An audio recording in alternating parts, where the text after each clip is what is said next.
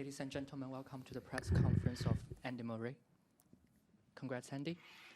This is your 50th win at Australian Open, a win that is simply beyond my words, but maybe you could use your words, help describe how you feel now after such an incredible fight with a dramatic ending. Yeah, feel tired, but yeah, I mean, reflecting on the match, yeah, it was, you know, I haven't had loads of time to digest it, but I think it was a really good match. I think I did very well to hang in at the end, because it could have got away from me with the way that he was serving and the way he was playing. But yeah, on the whole, I felt like I created enough chances to, to win the match, and had I, picked one of the break points early in the third, it could have, been a slightly different outcome. But yeah, I think it was, well, it felt to me like we played some really good tennis at times, and yeah, really happy to get through.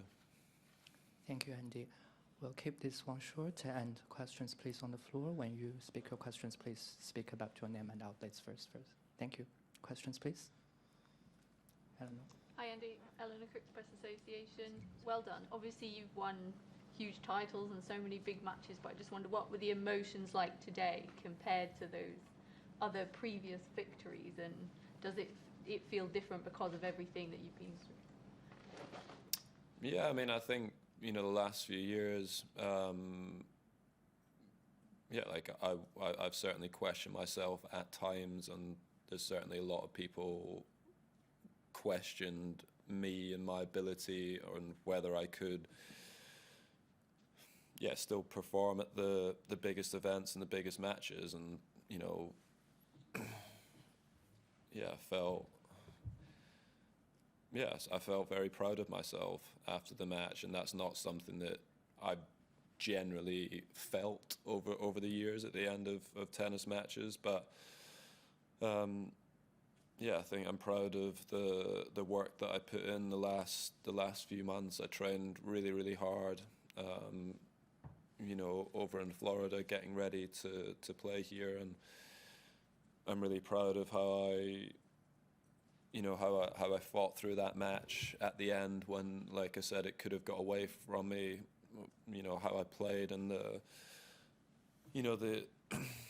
tie break at the end, I thought, yeah, it was really, I was impressed with myself, which again is not something that, I'm hard on myself usually, but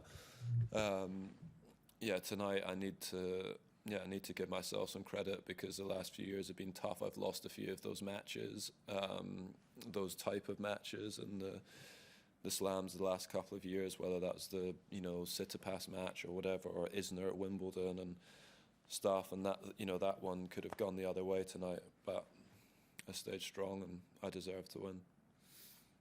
Go back first and then come. So yeah, Andy, can you just tell us a bit about the Florida trip? Because obviously you played Seymour in your last match of last season, which wasn't that great, the outcome. When you went out to Florida, was it just you, or did you go out with? I know you were going to meet Ivan there, but can you just remind me where it was, and did you just kind of stay in a hotel on your own, or do you have people with you? Or I mean, I presume it was kind of hard graft. Yeah, so I went. I was there for 3 weeks. We were in Boca Raton, a country club there. I stayed in a house which was maximum 2-minute drive from the court that we practiced on every day there. And I went with Ivan was obviously there, staying at home, and the physio that I was working with was Phil Hayward,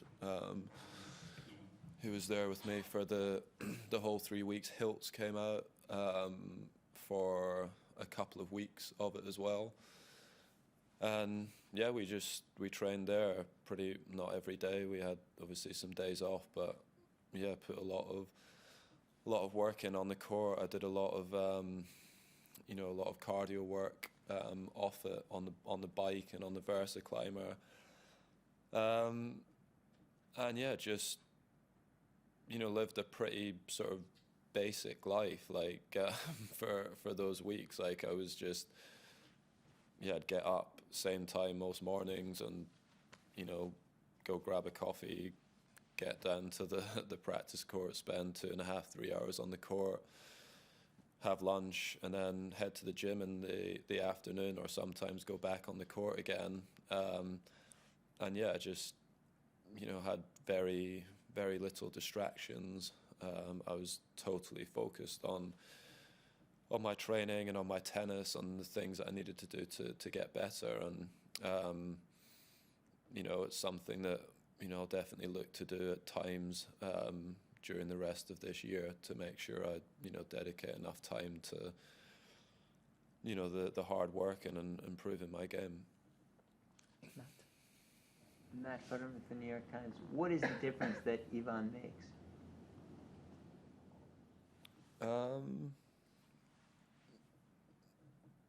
I mean, it's difficult for me to put my finger on it, but I mean, obviously the past success that we've had, you know, gives me confidence in the relationship. You know, obviously, you know, most of my biggest wins have come whilst Ivan was part of the team. He's certainly not going to let me get away with, not working hard. He's always going to push me, you know, as hard as he can, to try and, you know, get the best out of me. And he obviously understands what it takes to, you know, to get to the top of the sport. You know, he did it himself as a player. He's obviously seen it, you know, with me, you know, whilst he's been coaching. And yeah, it's a relationship that seems to work. Okay, we'll do two more. Howard and then. Chris Bowers, AO Radio. Howard. Could you have you thought at all about that time 3 years ago, 4 years ago, when you sat here before the Bautista Agut match, fearing that your career was over? Has there been any flashback today to just the fact that this kind of day seemed so unlikely then? No, I didn't think about that today, really. I said the other day when I did my press that I did think about it last year when I played on the same court, my first match here against Basilashvili. I did think about it, but yeah, not today. My focus was solely on the match and the strategy and what I needed to do to try and win. I wasn't thinking about the past at all. Andy, Howard Fendrich with the Associated Press.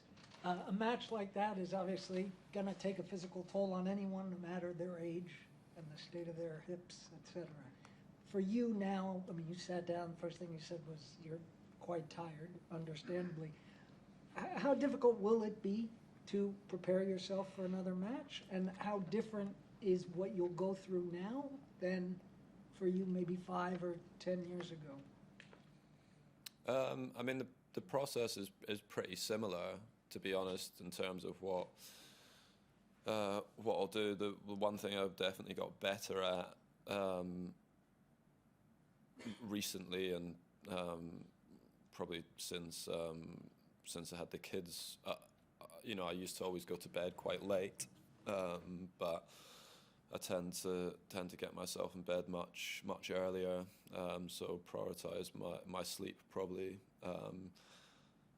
a bit more. But yeah, the process of, you know, the recovery, like did my ice bath and make sure I get good food in me. I'll see my physio now once we get back to the hotel, and yeah, just try and get an early night. But yeah, look, it's obviously not that easy to recover from a 4-hour, 45-minute match.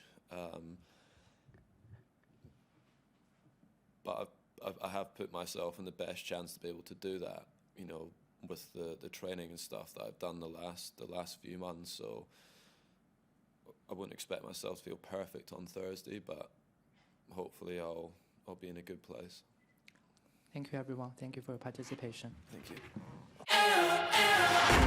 you.